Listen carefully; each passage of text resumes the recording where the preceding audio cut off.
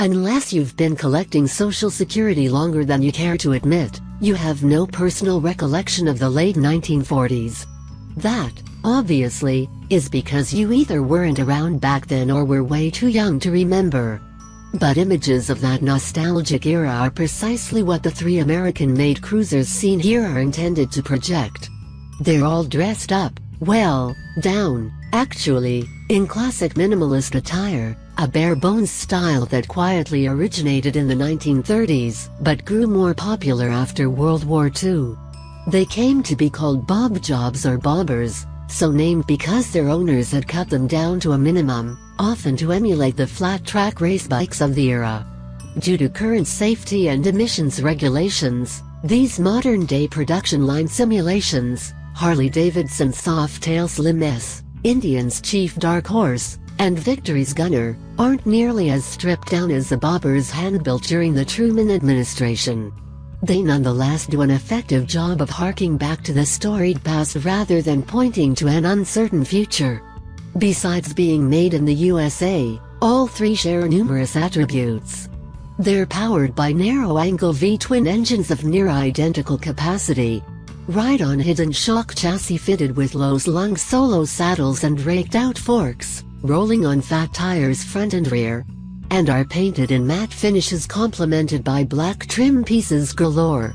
Not surprisingly, considering the company that manufactures it, the ultra-low, compact Slim S manages the best impersonation of the original bobbed look. The Chief Dark Horse, with its deeply valanced fenders, under-seat bodywork, molded headlight shell, and illuminated wire bonnet peering out atop the front fender, doesn't scream minimalist, but it does radiate the iconic signature of the Indian marquee that was a player in the early Bob Job movement. And the Victory, a brand lacking any history further back than its 1997 beginnings, still pulls off the just the basics look reasonably well. Engine performance isn't quite as uniform though. The Gunner's 106 CV, the only SOC, 8-valve motor of the bunch, makes the most peak horsepower. Plus the Vit weighs 29 pounds less than the Harley and is a whopping 100 pounds lighter than the Indian. So, as you might expect, it supplies the best zero-to-everything acceleration. The 111-inch Dark Horse, on the other hand, produces the least horsepower but hammers out the most torque over the widest range of RPM, allowing it to grind out low-end and mid-range performance on par with that of the Victory and the 110-inch Harley. The standard Softail Slim only rolls with HD's 103-inch engine.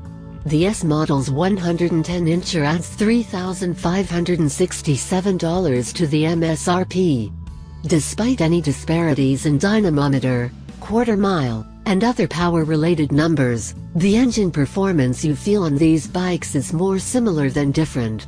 The Gunner delivers a slightly stronger rush at higher RPM, and the Slim S and Chief pull a little more smoothly and willingly at lower revs. But in the middle RPM ranges, where riders spend the most time, they all cruise beautifully, respond sharply, run smoothly, and shift their 6-speed gearboxes nicely. Given that these are not motorcycles competing for lap times and ETs, nothing about their respective power deliveries should be a deal-breaker. Handling might be a different matter. All three are super stable in a straight line at speed over all kinds of road surfaces. And despite their considerable heft, long wheelbases, and kicked-out steering geometries, all are easy to lean into turns, a byproduct of their low centers of gravity and wide handlebars. But with the Harley and Victory, a shortage of cornering clearance could be a no-go for some riders. At very mild lean angles, the Softail's fold-up footboards start showering sparks like a portable machine shop, followed by the bashing of the citizen and other hard parts off the tarmac. The Gunner's folding foot pegs, which it has instead of footboards, poke out so far from the chassis that they, too, bang into the road surface at meager lean angles, along with the front cylinder's muffler. No such theatrics with the Dark Horse, which has the best cornering clearance of this threesome, enough so that fun but sensible rides along curvy back roads are not constantly punctuated with the grunge of metal on pavement. In overall comfort, Each of these latter-day bob jobs is suitable for a full day in the saddle, provided that higher speeds are visited only occasionally and for short spurts. Aside from perhaps the headlight shroud on the Chief, there is not a hint of wind protection anywhere. On all three, the feet forward, seat to footrest placement is comfortable, typical of what's found on most modern cruisers. The seat to hand grip reach is close to ideal on the Slim S and Dark Horse, while the gunner's bars work best with the long arms of taller riders. The Indian's seat is longer and softer than the Harleys or Victories, not only making for a cushier perch, but also allowing a smidgen more fore-aft movement during extended rides. So, too, is the Indian's suspension the most compliant. It allows a Luung wheelbase 3.9 inches longer than the HD's, 3.3 in excess of the gunner's Dark Horse, to comparatively glide over some road imperfections that would deliver a small but unmistakable thump at the rear of the HD and Vic. There's little difference in front-end suspension rates among the three, but at the rear, the Slim S is the stiffest and the gunner marginally more taut than the Indian. Braking is yet another area in which the Dark Horse excels, with strong, consistent stopping power and excellent feel at the lever. Chalk it up mainly to its dual front discs, whereas the other two bikes have single front rotors. Harley's front system was greatly improved for 2016, helping the Slim S post the best stopping distances during our controlled braking tests. But out on the road under all manner of stopping and slowing conditions, the Indian provided the best all-around braking. By comparison, the Victory's single-disc front has a wooden feel that contributed to the gunner producing the longest stopping distances. Okay, you ask, which of these three new-age bobbers takes home the gold? At the risk of sounding like a complete cop-out, the answer is, it depends. Let's start with the Victory gunner.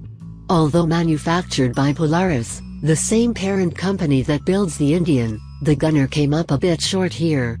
It's a very solid, perfectly capable cruiser that performs well and does a decent job of looking the part.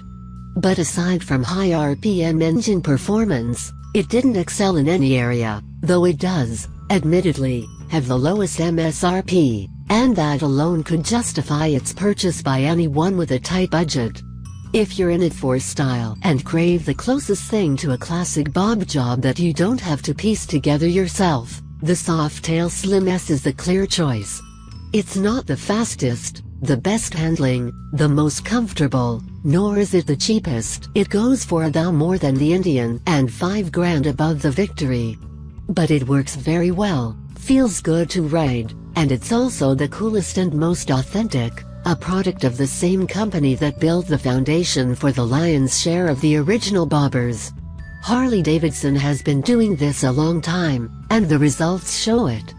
But if function plays a role in your program, that's just as important as appearance, if not more so. The Indian Chief Dark Horse belongs on the top step of the podium. And why not? It boasts the best suspension, the best ride, the best comfort quotient, the best handling, and the best braking. It even exudes a greater sense of refinement than the others. Yes, its looks can be polarizing, since not everyone is a fan of swoopy, enclosed bodywork that makes the bike look heavier than it already is. But the Chief is fun to ride, no matter if just putt-putting around town, cruising the open highway, or flowing along a remote mountain road. The reborn Indian brand is just a few years old, but what its new owners have accomplished is impressive. The bottom line is simple: the Softail Slim S is the best bobber, but the Chief Dark Horse is the better motorcycle.